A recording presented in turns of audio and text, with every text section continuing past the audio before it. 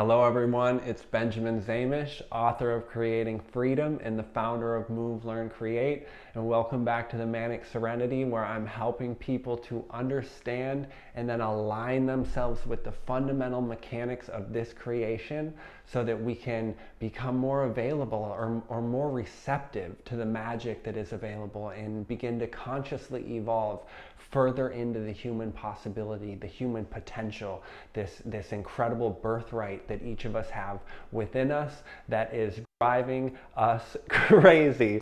So this week, episode 26, we're going to talk about what we should be doing. I mean, what should we be doing? Here we are. What do we do? So how often do you guys wonder about this? How often do you wonder about what we are really here on this planet to do? I mean, I know everyone's asked this question to some degree in their life, but is it keeping you up at night? Like, are you really looking at it? Do you ask yourself if what you are doing now is actually honoring your potential, honoring what you truly are? Is it in line with a life's purpose for you? Is it somehow building a channel, through which your higher nature and your ultimate potential can express itself? Or do you deliberately distract yourself, on a regular basis? Have you systematically implemented distraction into your life because on some level you know that you're off track? Even though you might not know what that track is or where your path lies, which so few of us do. This is a long process usually to get to that point where we can really say, yeah, I'm 100% on track. But we all know when we are not on that path. We all know when we're not standing right where we're meant to be standing. And these are the fundamental questions and the fundamental truths of the human experience that drive the seeker.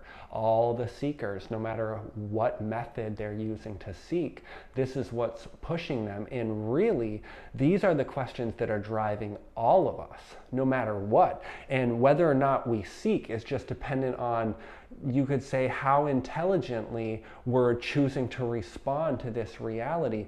And I wasn't able to truly find the answers to any of these questions for myself until seeking those answers became my only interest. When it became my only focus and it took priority and precedence over everything else. When I was just ready to lay down everything in my life, because I had been seeking for so long, I had been striving in whatever way I knew how for so long, and I wasn't getting what I wanted.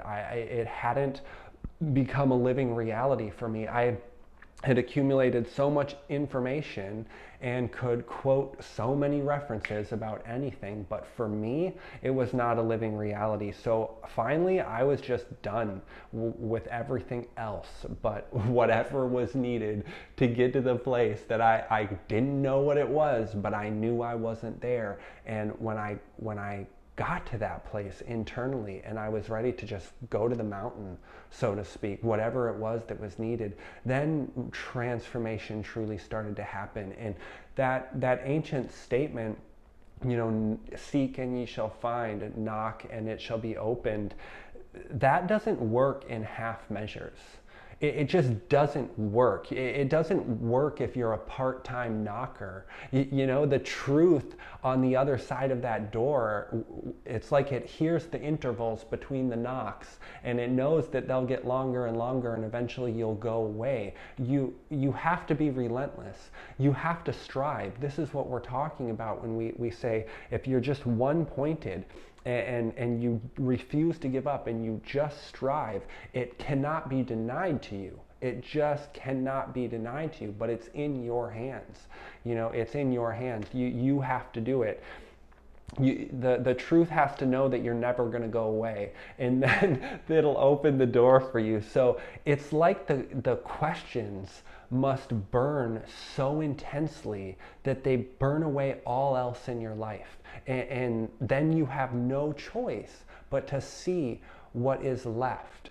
It's so strange. Like, we can't explain, no one can explain in words this incredible thing that comes into people's lives and transforms them and causes them to stand up and just endlessly, preach about this experience that they claim is what is meant for everyone, the birthright, what we're all seeking for, what obviously happened to me. I mean, here I am.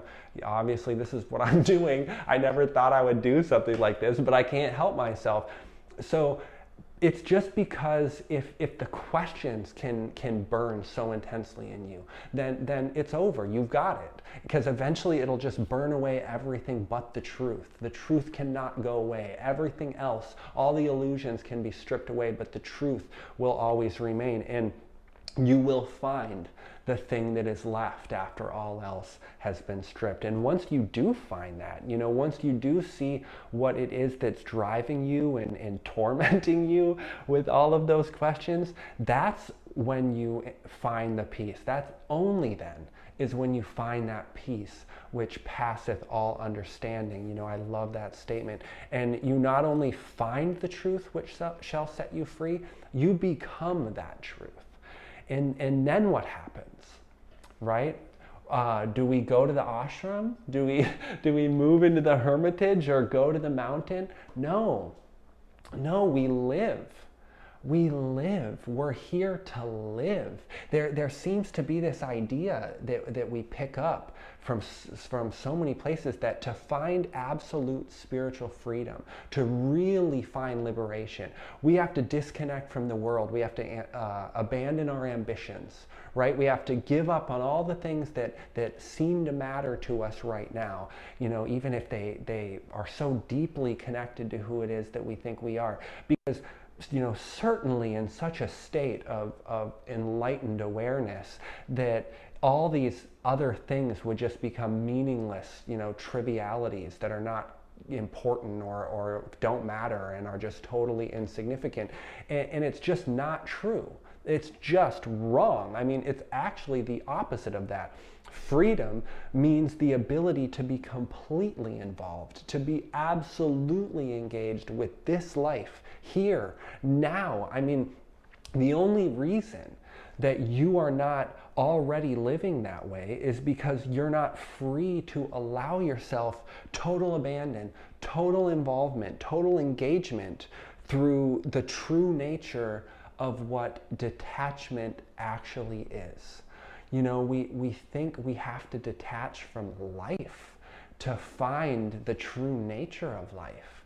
And it's just not the case. It's actually the things that we're looking for, the transcendent aspects of this creation and this experience come through channels of intense involvement with life, not detachment from life. It's just detachment from the nonsense that is necessary, detachment from our preconceptions, from our ideas that are not founded in experiential truth, and detachment from whatever things may be keeping us connected to all of that, to all of those things that are standing in the way, but in the way of our access to the experience that we're looking for. So we go on this journey together. You commit to this process. You decide that this is for you. This is the only thing needed. This is the only thing that matters. You have to find freedom. You have to find truth. You have to, experience the blossoming through you of life into its full potential through this unique, incredible possibility that you are. And then we find it. We find the freedom that we've been seeking. We achieve the goal, and we satiate that incredibly powerful, relentless desire that has been driving us mad. And now we're supposed to go back into that same world and be even more involved. This is a scam, right? This isn't how it's supposed to be. Where's the levitation? Where's the auras and the halos and the turning water to wine and all of that? I thought we were becoming spiritual here. I thought we were on a path to the transcendent dimensions of experience. No. What each of us are is a human being with an unexpressed potential. That's it. So what we are seeking is to become full-fledged human beings. That's all. There's nothing else available to us. You know, when I talk a living reality that is impossible to put into words, I'm not talking about something that's outside of the human experience. I'm just talking about another piece of what is available to us when we become more, more of a human being, when we become more of what we are, not something else outside of what we are. So it might sound like a letdown to all my hardcore seekers, all the energy workers that are seeking to become gods on earth in their own way, but it's just not in the cards right now. That's not part of the life process. And here is why that's not a letdown. Here's why this reality is actually so much more grand than any of the visions, so much more immense than any of the ideas that we have, for our sci-fi spirituality. Because a full-fledged human is greater than your gods.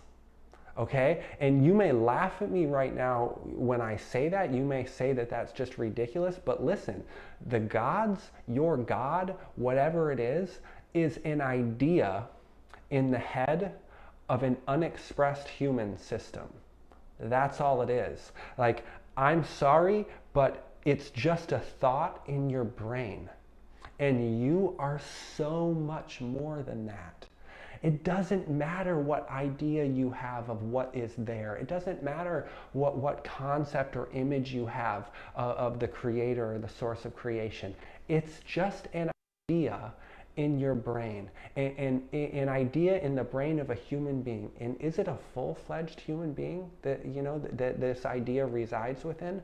No, it's not, because if you could transcend, and move your experience beyond the domain of just the mental inventory that we have taken, that we've chosen to define our existence by, then you would know something that was beyond any of those ideas and any of those limits. You're so much more than that. But let's just pull it back a little bit now before we let our imagination run wild and we start inventing new gods and goddesses out of the reflection in the mirror. So if we're going to come to a place where we can be fully engaged in this life, totally and absolutely involved in this world, in this world now, here, as we are, this inconceivably beautiful reality that we've been blessed with, with a very limited amount of time, what are we to do while we're here? Well, when we see that all of creation is ongoing, that everything is in this state of perpetual unfoldment, this endless progression, this forever becoming, just you can't stop it, you can't hold it, you can't pin it down for a moment. It's obvious that the very point of the creation is this unfoldment. The end goal, the whole point is the process. It is the becoming. The very progression itself is the goal. So the end is only found in the becoming. And then when you see that not only are we a part of this constant ongoing miracle, a piece of this creation, but we're actually, the potential of our system is to be conscious participants in this ongoing act of creation. So when you see that, now just ask yourself a few questions, like, why do we feel so alive when we're creating something new? Why do we feel most fulfilled when we are experiencing expansion in any way? When we are experiencing increase? Why is the multi-billion-dollar company that will never see the money that they've accumulated and could never spend it if they did see it? Why are they still driven? Why are they still compelled? Why are the people in that company still, fulfilled by more expansion, by more growth? Why can they not just coast? Well, why are artists compelled to make their art? Why are musicians compelled to, have their voice heard? Because it's the same thing. It's the same thing. It's Our true nature as creators, seeking to emerge through whatever outlet it can. It's the nature of this life. It's the nature of the desire that created us and the life force that sustains us to emerge through us in new ways, through whatever channel we allow it, to create new worlds. Like I talked about last week, life is trying to create new universes through you. This is the nature of life. It's trying to express, it's trying to expand. That's why desire.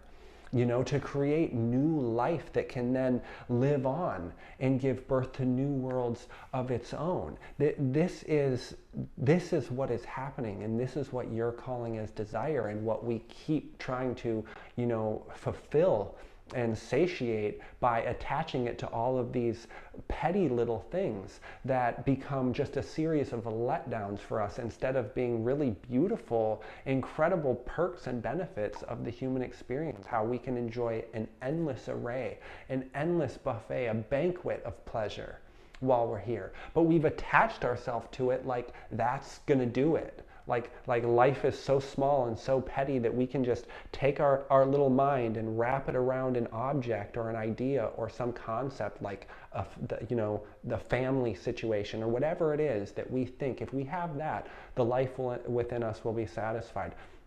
That's not what's going on. That's not going to work. And instead of, celebrating those beautiful things, we're unable to actually really do that because we're clinging to them in such a hopeless, pointless way.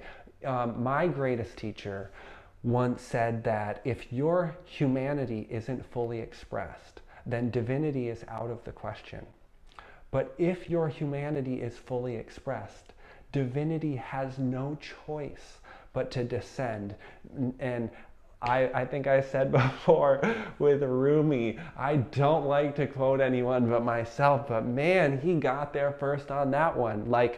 That is exactly what I'm trying to tell you. Your gods, your religions, your beliefs, your whatever it is, these pale parodies of faith that are playing themselves out in so many ridiculous ways that are not serving anyone anywhere in a real way. These are ideas in the mind of an unexpressed human being. And the possibility of that human being, of what you are, is greater than all of these things combined. That the divinity that you are seeking through all of these methods, through all of these frameworks that live in the mind, this divinity is seeking you.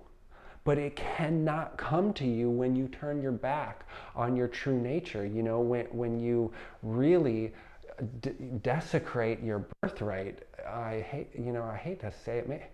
Could I say it a different way? When you desecrate your birthright with the curse of, this imprecation of being only human. When we tear ourselves down with such a limiting statement like that. When we say, oh, that doesn't work for average people. All you're saying is, well, I'm going to define myself by the results that I've gotten so far, which to me look to be average. So I must be an average person. I must not have the capacity. I wasn't blessed by the Creator with anything wonderful, with anything wondrous. The trees and all these things, they're miraculously being full expressions of their potential, but I could never do that because I got shortchanged or something. What are we saying? I mean, it's time to step forward and claim our inheritance, to involve ourselves in the world in the way that only we can, each of us as individuals, because the fact that you're an individual because you're unique. And the way that you can do it, nobody else can do it that way. No one else can do it that way. So you have to involve yourself in the way that you can. It's time to make your work your art. It's time to make your mission your ministry. Make your labor your craft. Transform these things by transforming your inner state of experience. Transforming the way that you have aligned your intentions, your energy, your focus with what it is that the life in you is expressing, because it's different. It's different. The way you will involve yourself in the world is different than anyone else. That's the beauty of the creation. You know, the inner potential of experience is the same because our pattern essentially is the same. But the way that life will express through that pattern is unique in each of us. So it's time to do this. It's time to do the work, to figure out the tools and the methods to, you know, align ourselves with the creation and catch sight of the inheritance that was left here for us, which so far has gone unclaimed, that I promised you is just waiting there for you to reach out and grab it. If you could just allow yourself to see the magnitude of what's available for you, you know, if you could just see how immense the life is that you're a part of, I know that just naturally you would make an effort and strive to align yourself and live in accordance with that truth and consciously become a part of this miraculous creation that we are a part of. So it's just time to create of ourselves channels by which the divine can merge with this world, to see that, you know, we are not just creators. We are not just craftsmen.